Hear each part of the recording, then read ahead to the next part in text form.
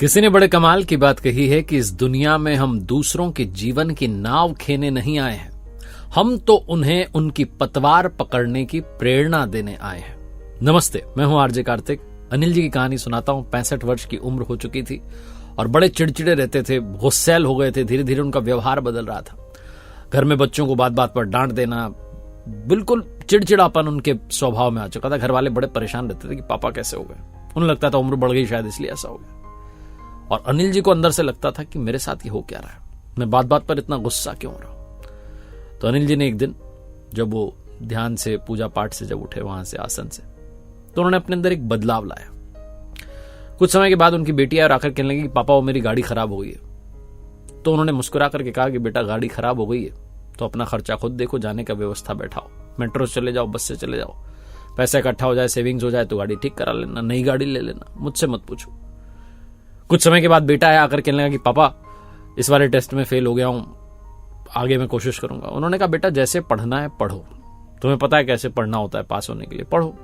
फिर भी फेल हो जाओ तो अगले साल की फीस मुझसे मांगने मत आना, अपना खर्चा अपनी व्यवस्था खुद बैठा लेना, बेटा मुझसे कुछ मत कहना। लड़का वहां से चला गया।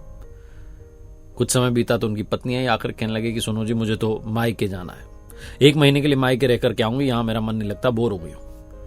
तो मुस्कुरा करके अनिल जी ने कह दिया जरूर जाओ बेटा, जहां जाना है आप जाओ, आप रहो मायके में, जितने समय रहना है मैं आपको कुछ नहीं कहूंगा, आपकी टिकट करा देता हूं। फटाफट टिकट करा दी बिना देरी के। पत्नी आश्चर्य में पड़ गई कि क्या हो गया इनको, ये तो बात बात में गुस्सा करते थे, मुझे लगता था इनसे पूछूं ना पूछूं, तो मुस्कुरा करके सारे काम कर रहे। शाम के समय उनकी सिस्टर का कॉल आया कि भैया मैं आपके घर रहने के लिए आ रही हूं, कुछ समय यहीं रहूंगी। बोले हाँ आ जाओ आ जाओ, आगे वाला रूम खाली, आराम से रहो, जितने दिन रुकना है रुको, आप ही का घर है। परिवार के बाकी लोग जो हैं बड़ी टेंशन में आ गए कि इनको हो क्या गया।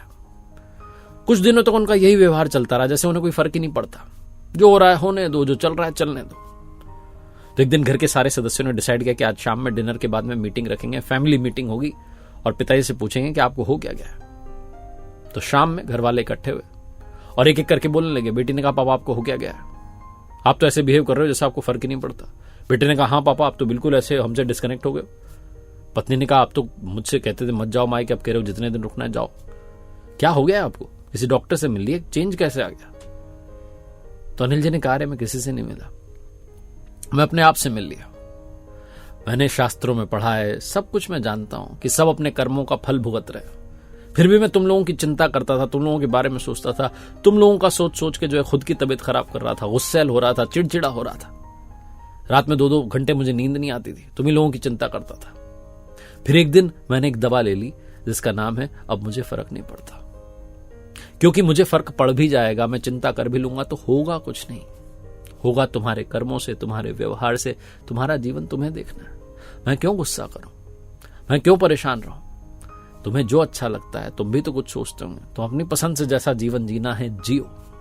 मैं तुम्हारी नाव को खेने नहीं आया, मैं तो बस ये कह सकता हूं कि पतवार पकड़ लो, किनारे तक चले जाओ। घर वालों की आंखें नम हो गई, इमोशनल हो गए। बोले पापा आप ऐसा क्यों कह रहे। बोले नहीं बेटा सच तो यही है ना, हर आत्मा अपने कर्मों की स्वामिनी है, सबको अपने कर्मों का फल भुगतना है, मैं किसी का कुछ नहीं कर सकता, सोच सोच के खुद का ही नुकसान कर रहा हूं। बहुत छोटी सी कहानी है जो ये बताती है कि हम कई बार अपनों के बारे में सोच सोच कर, चिंता करके खुद को नुकसान पहुंचा रहे होते हैं। हमें कई बार उन पर भी भरोसा करना चाहिए, उन्हें अपने हाल पर छोड़ना चाहिए, ताकि वो भी समझें कि जीवन जीना क्या होता है। एक बार फिर से वही बात जो अक्सर आपसे कहता हूं, कर दिखाओ कुछ ऐसा कि दुनिया करना चाहे आपके जैसा। मेरी नई पुस्तक कर दिखाओ कुछ ऐसा को प्यार देने के लिए बहुत बहुत धन्यवाद। और मेरी वेबसाइट rjkartik.in, जहां कुछ कोर्सेज हैं, आप जाएं चेकआउट करें, उम्मीद है आपको पसंद आएंगे।